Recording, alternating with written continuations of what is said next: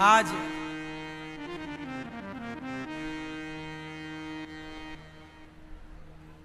अहमदाबाद में एक बड़ी दुखद घटना घट गई। लंदन जाने वाली एक फ्लाइट क्रैश हो गई। आज 1:30 बजे 240-50 के लगभग लोग जल गए, मृत्यु हो गई। पूर्व मुख्यमंत्री भी सवार थे गुजरात के उस फ्लाइट में,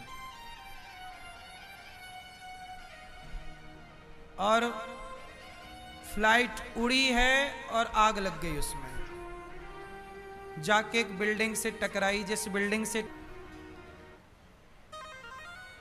बड़ा दुखद ये घटना है। कितने निर्दोष परिवार बेचारे, कितनों के बच्चे, कितनों के अपने माता पिता, बहन भाई, पति पत्नी उस एक्सीडेंट में चले गए।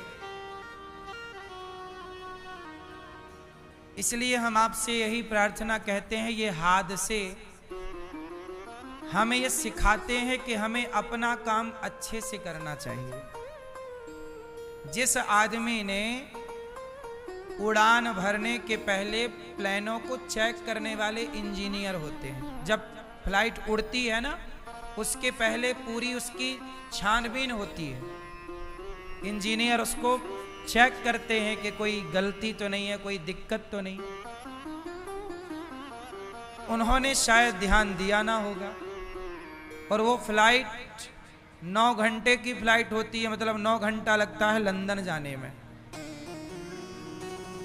तो लंदन जा रही थी वो, और वो एयरपोर्ट से उड़ी और बस वहीं गिर गई, बाउंड्री के बाहर। 1 मिनट के भीतर वो उड़ ही नहीं पाई, ऊपर गई ही नहीं, क्योंकि उसकी जो ऊपर जाने का इंजन रहा होगा, स्पीड रेस रही होगी, उसमें कोई दिक्कत थी।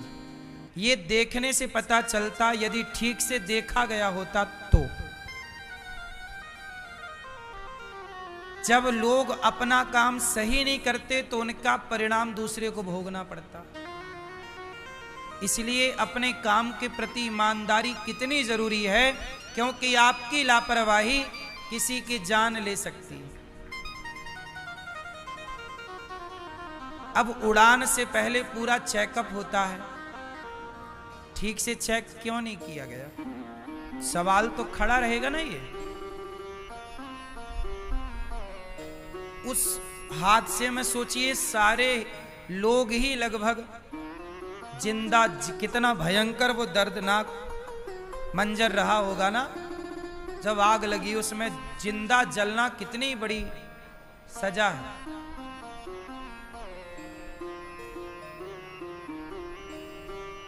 बड़ा दुखद है ये, डराने वाले हैं ये हादसे। भगवान से हम यही प्रार्थना करेंगे कि उनके उस फ्लाइट में जितने भी यात्री थे सब भगवत धाम जाएं, और सब भगवान की कृपा को प्राप्त करें, और उनके परिवार को ये दुख सुन करके सहन करने की शक्ति भगवान उन्हें अवश्य दें। यही भगवान जी से प्रार्थना, क्योंकि ये तकलीफ सही नहीं जाती। जिन्होंने उनमें से अपनों को खोया होगा, बड़ा दुखद और दर्दनाक।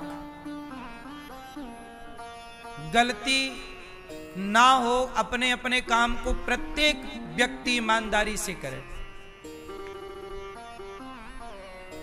तो ये हादसे हो ही ना।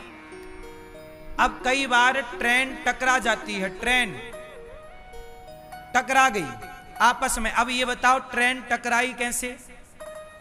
जो वहां पर बैठा है सिग्नल देने वाला, यदि वो गलत सिग्नल देगा तब टकराएगी, सही सिग्नल देगा तो टकराने की संभावना है ही नहीं।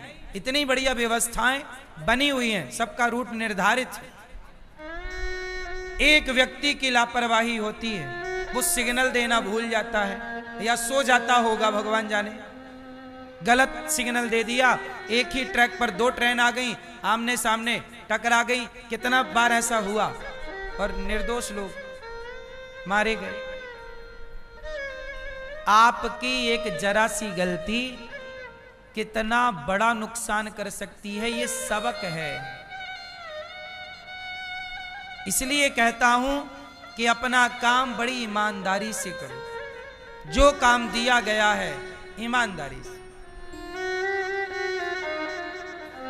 लापरवाही आप तो कर लेंगे, लेकिन उसका परिणाम वो निर्दोष लोग भोगेंगे जिनका कोई कसूर था ही नहीं।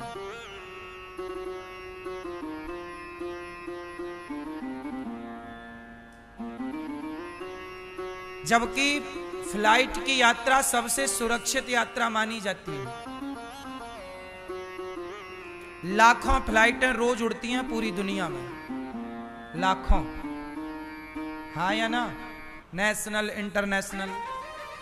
पर हादसे कहीं कभी सुने जाते हैं, रोज नहीं होता। तब होता है जब कोई लापरवाही, जैसे आज लापरवाही हो गई।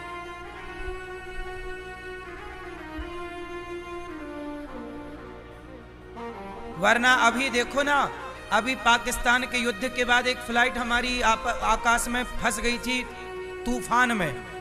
पाकिस्तान ने अपना एयरवेस नहीं दिया था लैंडिंग के लिए इस जगह या ऊपर का आकाशीय हिस्सा, तो इमरजेंसी लैंडिंग करा दी पायलट ने, सूझबूझ से सुरक्षित करा दी। आगे का हिस्सा टूट गया फ्लाइट का, पर बच गई जान सब यात्रियों की।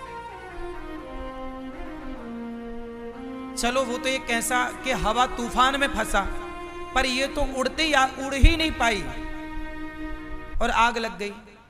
तो इसमें मतलब इंजन में पहले से दिक्कत थी, वरना एक आध घंटे उड़ती गर्म होती तो मानते चलो भैया गर्मी के कारण आग लग गई।